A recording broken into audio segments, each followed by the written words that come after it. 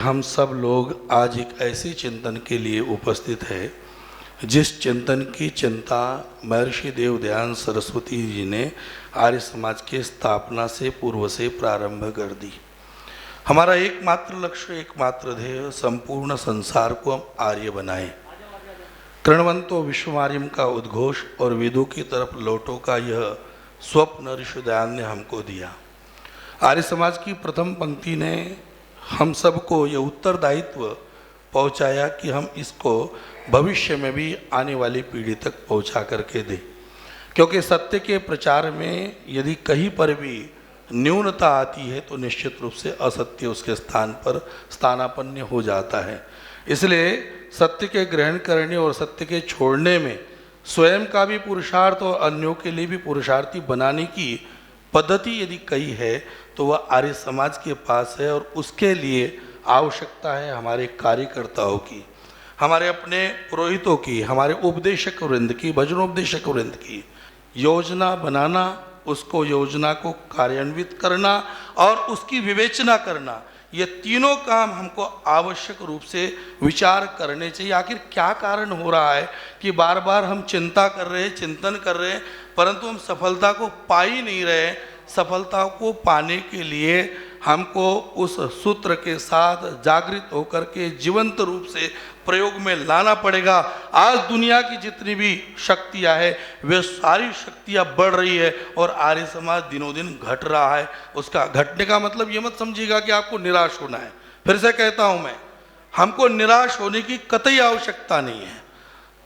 याद रखना, एक प्रश्न पूछा गया था कुमारिल भट्ट के सामने, को वे दान उद्धरिष्यति। तब कुमारिल भट्ट कहता है कि अस्ति भूतले कुमारिल भट्ट, जब तक हमारा एक ब्रह्मचारी, एक ब्रह्मचारिणी, एक पुरोहित, एक उपदेशक जीवित है, आर्य समाज जीवित है, जागृत है और वो आगे बढ़ने वाला। इसलिए निराश होने की आवश्यकता नहीं है। आवश्यकता है कि हम उसको गति कैसे प्रदान करें। एक बात और कहते हुए अपनी बात को विरमित करना चाहता हूं। आजकल हमने पत्तों को सींचना प्रारंभ कर दिया है। जरा पत्तों को सींचना बंद कर दीजिए, हम मूल में जाइए। ऋषि दयानंद के सत्यार्थ प्रकाश को आत्मसात करने का मन बना लीजिए। विचार कर लीजिए, ईश्वर की सत्ता है तो ईश्वर के अस्तित्व का बोध मेरे जीवन में होना चाहिए, मेरे आदर्श में होना चाहिए। यह न हो कि मैं ईश्वर ईश्वर गा रहा हूं, ईश्वर सर्वत्र है ऐसा मान लूं, परंतु अपने नियम के लिए ईश्वर की सर्वत्र सिद्धि की उपेक्षा कर बैठूं। आज यही हो रहा है आर्य समाज का, चाहे अधिकारी वर्ग हो, चाहे वो कार्यकर्ता वर्ग हो, चाहे वह साधारण वर्ग हो, सर्वत्र ही ईश्वर की आराधना का स्वरूप छूट गया। विचार करना पड़ेगा हमको कि शिक्षा नीति का स्वरूप, आज हम मैकाले को गाली देते हैं। आज सवेरे सवेरे योग के छात्रों को मैं बता रहा था, तो बता रहा था कि भाई हमको मैकाले को गाली देना चाहिए कि नहीं देना चाहिए। बोले कि बहुत बुरा किया उसने। मैंने क्यों? उसने तो बहुत अच्छा किया, सबको तो पेट पालने की आदत पाल दी, और कौन भूखा मर रहा है? वो तो दे रहा है, नौकरी दे रहा है, उससे नौकरी से आप लोग जीवन जी रहे हो। जब आप कहते हो कि वो बुरा था तो उसकी शिक्षा नीति का अनुसरण करते क्यों? मैं आज पूछना चाहता हूं, ऋषि दयानंद का सत्यार्थ प्रकार क्या आउटडेटेड है? क्या वेद आउटडेटेड है? क्या ऋषि दयानंद के द्वारा प्रतिपादित मान्यता है जो ब्रह्मा से लेकर जैमिनी पर्यंत तक आई, क्या वो आउटडेटेड है? नहीं है। तो फिर आउटडेटेड नहीं तो उसी पुरातन की तरफ जाने में हमको हिचकिचाहट किस बात की? उस पुरातन की तरफ जाने में हमको इतनी परेशानी की चीज की? याद रखना, दुनिया में विज्ञान के लिए एक शब्द प्रयोग किया जाता है, रिसर्च। संसार में सब कुछ पूर्व से ही विद्यमान है, बस नवीन नवीन रीति से उसका प्रयोग करके उसकी प्राप्ति की जाती है। बस ये प्राप्ति का अनुसंधान का अवसर आया है। भाई अनुज शास्त्री जी ने यह आपके लिए प्राप्ति के अनुसंधान का अवसर प्रदान किया है। सब आर्यजन यहाँ बैठे हुए, मैं सबके चेहरों को जानता हूँ, बहुत सब लोग सज्जन परिवार से, सब लोग हम कार्यकर्ता लोग हैं। बस एक नवीनता लेकर के हमको जाना है।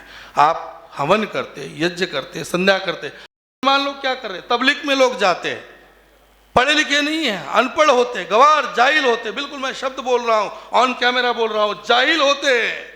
पर वो जाहिल होने के बावजूद भी वे लोग अपने मत के प्रति जागरूक होते हैं। हम समझदार होते हुए भी जागरूक नहीं हैं। साहस करने की आवश्यकता है, और जो साहसी होता है वही सभ्य समाज की निर्माण की श्रृंखला को आरंभ करता है। आप सब निर्माता है। बधाई है भाई अनुज जी को। आदरणीय श्री हमारे आचार्य अग्निहोत्री जी से बहुत बार चर्चा होती है। अभी अभी राष्ट्रीय स्वयंसेवक संघ ने शताब्दी वर्ष मनाया, और शताब्दी वर्ष में उन्होंने गांव गांव नगर नगर जा जा करके हिंदू महासम्मेलन किए। हम 150 वर्ष में आ चुके हैं। 150 वर्ष में हम थोड़ा सा चिंतन करें कि हमने इस उपलक्ष्य में क्या क्या चिंतन किया, और उस चिंतन का आधार क्या था, और कितना हमने प्रयोग किया।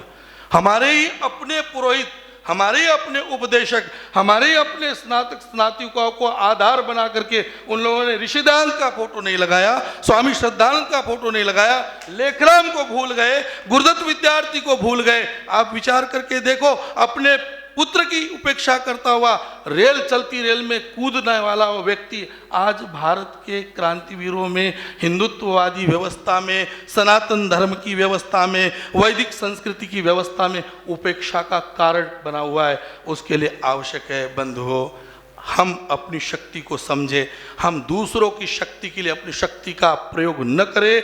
वहाँ जाए जहाँ दयानंद की जय बोलती हो, वहाँ काम करेंगे जहाँ श्रद्धानंद की जय बोलेगी। हम वहाँ काम करेंगे जहाँ मेरा लेखराम जिंदा रहेगा। हम वहाँ काम करेंगे जहाँ पंडित गुरुदत्त विद्यार्थी जिंदा रहेगा। हम वहाँ काम करेंगे जहाँ माँ से राजपाल काम करेगा। हम किसी व्यक्ति विशेष के लिए काम नहीं करेंगे, हम किसी और ऐसी अपेक्षाओं के लिए काम नहीं करेंगे। हम काम करेंगे तो सत्यार्थ के लिए करेंगे। ये स्वप्न आपका और हम सबका है, होगा और रहेगा। एक दिन आएगा कि निश्चित रूप से यह जो आपने आज बीजारोपण किया वह वृक्ष के रूप में पल्लवित पुष्पित होगा, क्योंकि हम मूल को सींचने के लिए यहाँ बैठे हैं, पत्तों को सींचने के लिए नहीं बैठे। बहुत बहुत आभार, धन्यवाद। ओम शांति।